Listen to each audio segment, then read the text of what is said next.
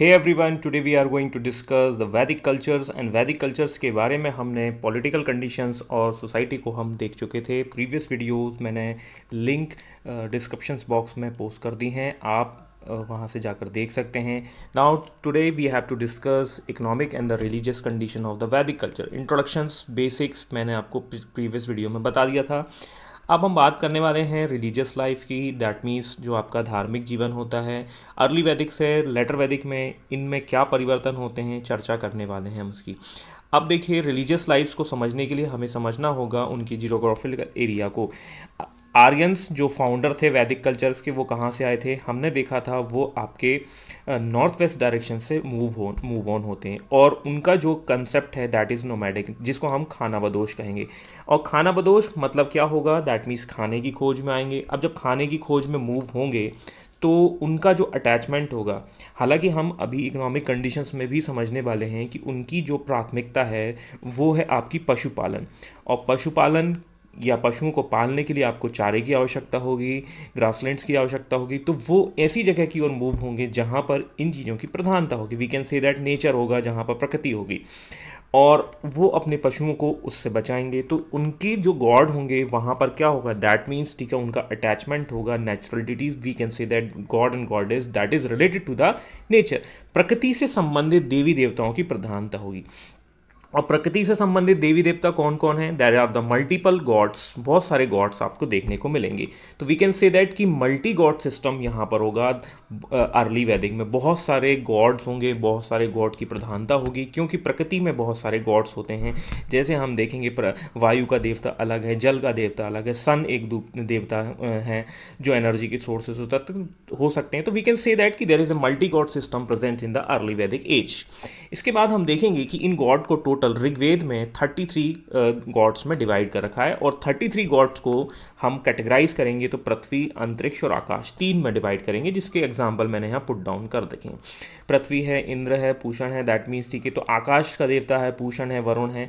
अंतरिक्ष से समझिए पर्जन्य मतलब होता है आपका बादल या क्लाउड। तो इस तरीके से यहाँ पर अर्ली वैदिक में ये 3 गॉड होंगे। अब होता ये है कि लेटर वैदिक में क्या चेंजेस होने वाले हैं। तो लेटर वैदिक में हम देखेंगे उसको सोसाइटी से समझेंगे। हमने ये देखा था कि सोसाइटी में क्या परिवर्तन हुए हैं। सोसाइटी जो पहले आपकी इक्वली पर आधारित थी, दैट मीन्स इक्वलिटी पर आधारित थी, समानता, वो समाज जो है अब भेदभाव पर उतर आया है या भेदभाव हो जाएगा।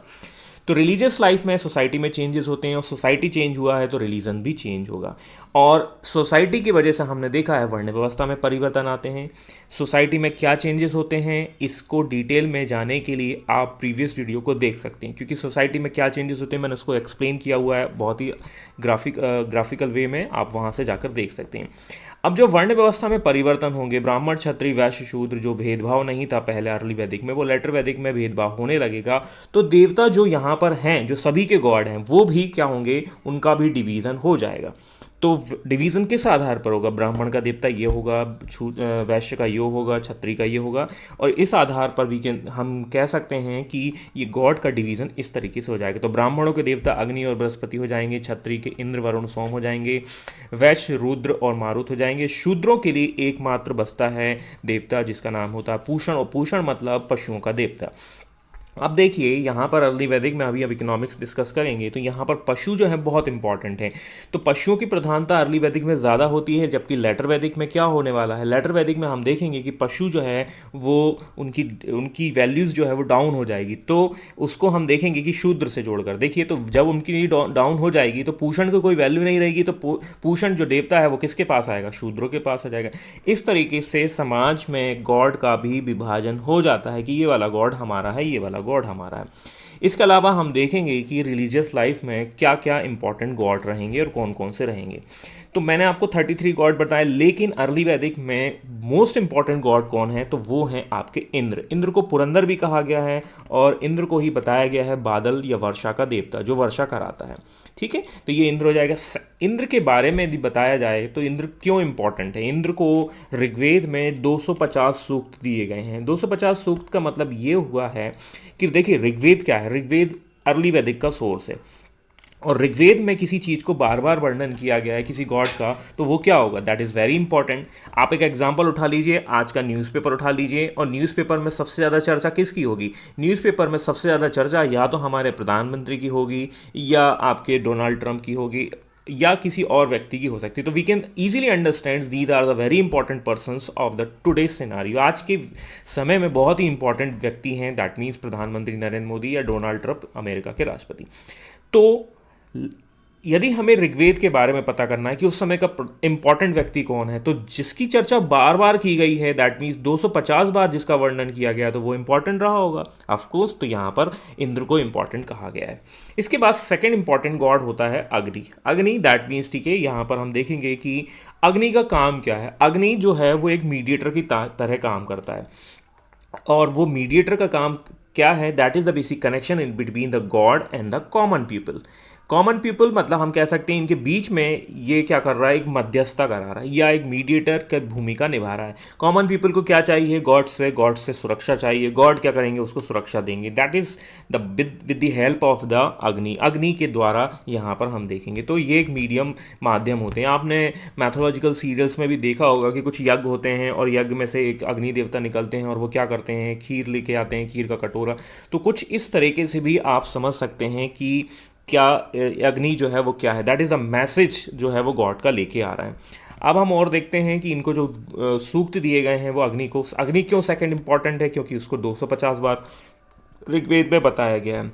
And the next one is the third one is Varun. Varun मतलब है दैट मीन्स जो ऋतु परिवर्तन का रक्षक है, या क्लाइमेट को चेंज करने के लिए इंपॉर्टेंट होता है। वरुण धवन से इसका कोई लेना देना नहीं है, यानी तो आप सोचें कि वरुण धवन ये है, वो कुछ नहीं है, ठीक है। ऋग्वेद का सबसे इंपॉर्टेंट देवता है जो जल या समुद्र से संबंधित माना जाता है। तो ये तीन इंपॉर्टेंट गॉड हो जाते हैं आपके ऋग्वेद में। अर्ली वैदिक में, लेटर वैदिक में क्या होता है? लेटर वैदिक में जो हमने इंद्र, अग्नि और वरुण के रिस्पेक्ट में देखा है, all three god is going to replace by some other God's.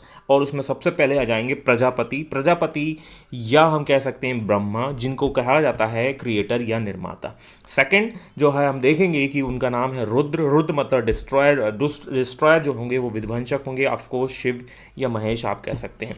And the third one is called basic the protector of the peoples, जो लोगों का रक्षक होगा वो है विष्णु।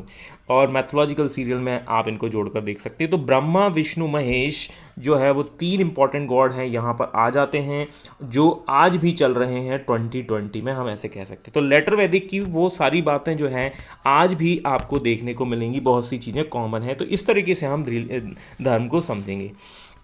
अब हम देख लेते हैं कि मोड ऑफ द वर्शिप क्या होगा, पूजा का क्या तरीका है, वर्शिप किस तरीके से की जाती थी। तो अर्ली वैदिक में जो था वो प्रेयर के फॉर्म में की जाती थी। आपने क्या किया है, आपने हाथ जोड़े हैं, आपने हाथ जोड़ा है अर्ली वैदिक में प्रेयर, और गॉड के लिए आपने प्रेयर की, और ये आपकी मोड ऑफ वर्शिप हो जाएगी अर्ली वैदिक में। लेटर वैदिक में क्या होगा, लेटर वैदिक में वो चीज़ क्या है, आपकी कन्वर्ट हो जाएगी, और वो मंत्र और उच्चारण में लिया जाएगा। दैट मीन्स, ठीक है, प्रेयर आप कहीं भी बैठ के कर सकते हैं, लेकिन यहाँ पर बड़े बड़े जो मंत्र हैं या फॉर्मूला हैं या श्लोक हैं, उनको पढ़ा जाने लगेगा। और यहीं से हम देखेंगे कि जो यज्ञ कंसेप्ट है वो निकल कर आता है। तो यज्ञ अर्ली वैदिक में भी हो रहे हैं, हम ऐसे कह सकते हैं, बट उनको एक तरह से कहा जाए कि उनका एक लिमिटेड एडिशन चलता था, बट लेटर वैदिक में ये प्रथा बहुत ज़्यादा तेज आएगी। पूजा का तरीका काफ़ी बदल गया, क्योंकि यज्ञों के द्वारा प्रार्थना के स्थान अब मंत्रों ने ले लिया। दैट मीन्स कि यज्ञ जो हैं वर्शिप्स किए जा रहे हैं, अब उनका प्रोनाउंसिएशंस किया जाएगा, उनको बहुत तेज़ी से बोला जाएगा। इस तरीके की प्रक्रिया लेटर वैदिक में हो जाएगी। अब आपके मन में एक क्वेश्चन और आ रहा होगा कि मंदिर की बात नहीं की गई है अभी तक, धार्मिक जीवन की मंदिर किस तरीके से हुआ करते। तो ये ध्यान रखिएगा कि लेटर वैदिक में या अर्ली वैदिक में मंदिर के कंसेप्ट या इंडियन हिस्ट्री में मंदिर के कंसेप्ट प्राचीन सेक्शंस में नहीं मिलते हैं। ये हमें कहाँ मिलेंगे, हमें सबसे पहले गुप्त काल में मंदिर का कंसेप्ट देखने को मिलेगा, गुप्ताज एरा में देखने को मिलेगा। और इस तरीके से आप समझ भी सकते हैं कि जो धर्म का स्वरूप है वो अर्ली वैदिक में या लेटर वैदिक में क्या था, और आगे चलकर गुप्त में वो मंदिर में कन्वर्ट हो जाएगा। और उसके बाद देखेंगे कि 2020 में, या हम कह सकते हैं कि मंदिर के लिए हम लड़ाई भी लड़ेंगे। तो इस तरीके से आप कनेक्ट करके देख सकते हैं कि रिलीजन्स का कितना ज़्यादा चेंजेस हुआ है, ट्रांसफॉर्मेशन हुआ है फ्रॉम दिस एज। तो इतना लंबा समय पीरियड में हम यहाँ को उसको आसानी से समझ लेंगे। अब हम बात कर लेते हैं रिलीजियस लाइफ के बाद इकोनॉमिकल लाइफ की। इकोनॉमिकल लाइफ को समझने के लिए हमें समझना होगा आर्यों की लाइफ को। अब आर्यों की लाइफ को मैंने बताया था खाना बदोश है, और वो खाना बदोश दैट मीन्स ठीक है, हमने देखा था कि वो नॉर्थ वेस्ट डायरेक्शन से खाने की खोज में या चारे की खोज में आते हैं।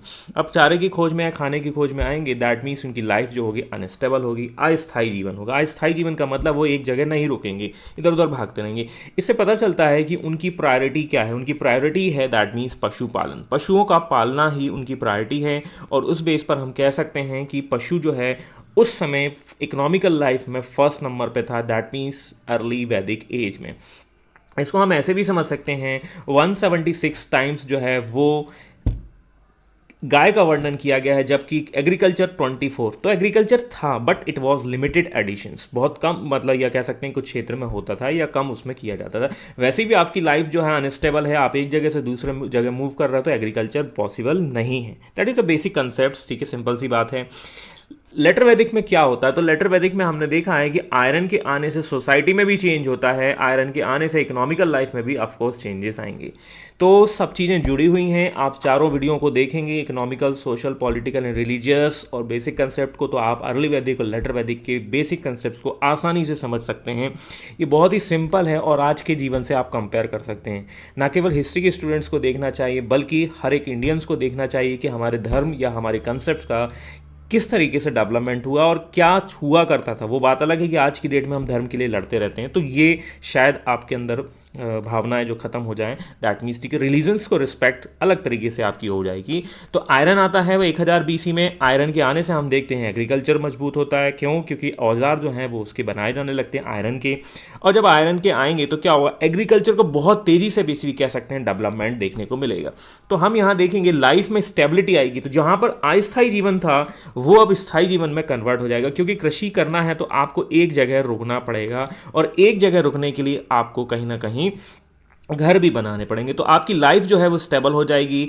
और यहाँ पर हम देखेंगे पहले नंबर पर कृषि हो जाएगा और दूसरे नंबर पर पशुपालन हो जाएगा। तो we can say that easily understands कि एग्रीकल्चर जो है, जो यहाँ पर दूसरे नंबर पर था, that is going to replace from the first positions, और पशुपालन जो है वो आपका दूसरे नंबर पर हो जाएगा, क्योंकि पशुपालन जो है वो एक सेकेंडरी है, या कह सकते हैं सहायक या जो एलिमेंट है उसकी तरह काम करता है। तो इस तरीके से आपकी इकोनॉमिक कंडीशंस को आप आसानी से समझ सकते हैं।